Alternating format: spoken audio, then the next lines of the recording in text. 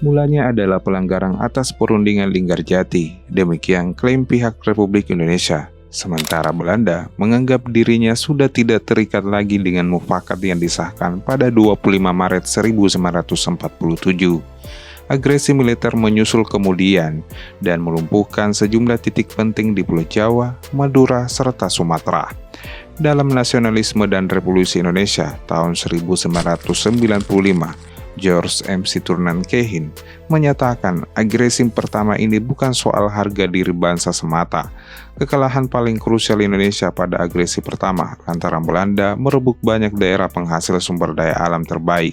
Sejarah mencatat Amerika Serikat sebagai salah satu anggota Komisi Tiga Negara atau KTN yang sukses mendamaikan Belanda Indonesia dalam perjanjian Renville. Namun Kehin justru menemukan banyak keganjilan dalam manuver Amerika Serikat. Posisi Amerika Serikat sebagai juru damai idealnya netral serta memperlakukan pihak-pihak yang terlibat dengan setara. Sayangnya, manuver mereka berujung pada kekecewaan mendalam bagi para elit politik Indonesia dan turut membuat posisi Indonesia lemah selama perumusan perjanjian.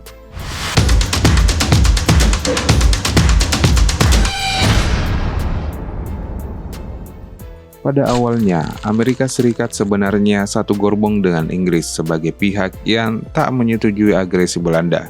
Keduanya juga mengakui kemerdekaan Indonesia secara de facto. Namun, dukungan semacam itu tidak cukup menjadi solusi konflik Indonesia dengan Belanda. Sebagai dua raksasa Barat, Amerika Serikat dan Inggris memilih tidak melaksanakan tindakan efektif itu untuk menghentikan agresi Belanda. Di tahap ini, kecurigaan menyebar di kalangan elit politik Indonesia. Mereka menganggap Amerika Serikat bersikap licik dan sebenarnya memihak kepada Belanda. Di sisi lain, India dan Australia bersikap lebih tegas dengan mengajukan konflik Indonesia-Belanda ke Dewan Keamanan Persatuan Bangsa-Bangsa atau DKPBB. Dalam laporan harian New York Times, Perdana Menteri India, Jawaharlal Nehru, menyatakan apa yang terjadi dengan piagam PBB. Semangat Asia baru tidak akan toleran dengan hal-hal semacam itu. Tidak satu pun bangsa Eropa manapun berhak menggunakan tentaranya terhadap bangsa Asia. Bila terjadi demikian, Asia tidak akan menerimanya. Australia menegaskan Belanda telah melanggar pasal 39 piagam PBB.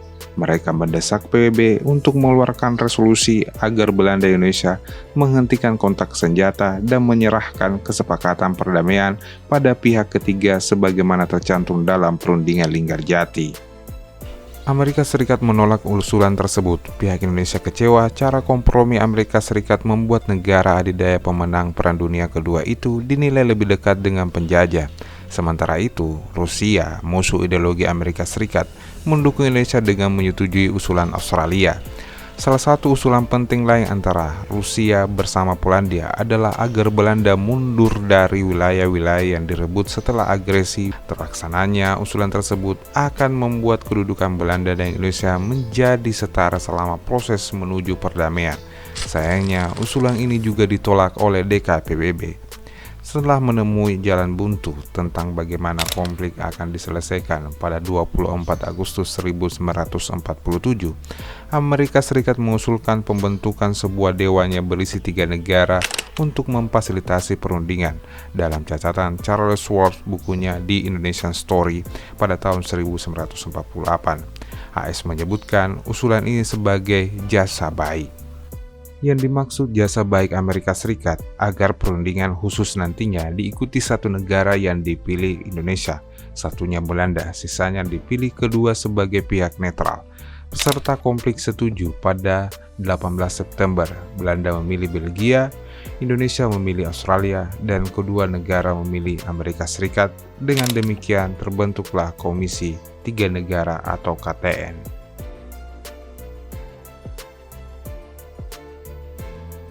Selama perundingan berlangsung, Belanda bersikap sangat tak menghormati Indonesia maupun para fasilitator pada 29 Agustus. Misalnya mereka memproklamirkan teritori baru di wilayah Indonesia dengan batas garis Pamuk. Penciptanya adalah Gubernur Hindia Belanda de facto yang terakhir, Herbertus Johannes Pamuk. Di Jawa, misalnya, sesuai klaim Pamuk, teritori Indonesia menyusut kurang dari sepertiganya. Di Sumatera, Belanda merebut banyak daerah pertanian paling subur.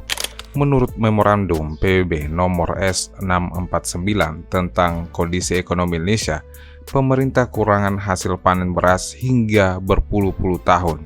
Dalam pidatonya di Belanda, Van Mook secara tegas menyatakan bahwa tujuan dari klaim teritori adalah untuk menghancurkan Republik Indonesia. Putusan DKPBB bak dikencingi Belanda yang terus mendesak maju di berbagai daerah Indonesia. Permintaan Indonesia agar Belanda mundur didukung Rusia dan Australia. Namun lagi-lagi Amerika Serikat menentang usulan ini. Pada 9 Oktober, Amerika Serikat mengirim wakilnya ke DKPBB untuk mendukung penolakan Belanda untuk mundur dengan dalih akan melanggar piagam PBB dengan kemungkinan mencurigai hak masing-masing pihak dalam pertikaian itu. Demikian menurut arsip sidang DKPBB yang dikutip Kehin. Tanggal 31 Oktober, Rusia mengeluarkan resolusi agar Belanda menarik mundur pasukannya hingga ke posisi sebelum agresi militer. Resolusi ini mendapat dukungan dari Australia, Kolombia, dan Polandia. Tapi ditentang Amerika Serikat, Inggris, Prancis, dan Belgia menyusul kemudian untuk satu suara dengan Amerika Serikat, sementara anggota DKPBB lain memilih abstain. Indonesia menyadari daya tawarnya kian menipis di hadapan Belanda.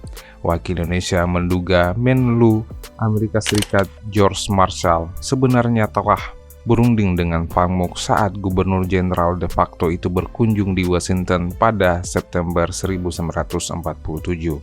Marshall saat itu diduga menolak rencana Van Mook tentang penghancuran sisa-sisa Indonesia.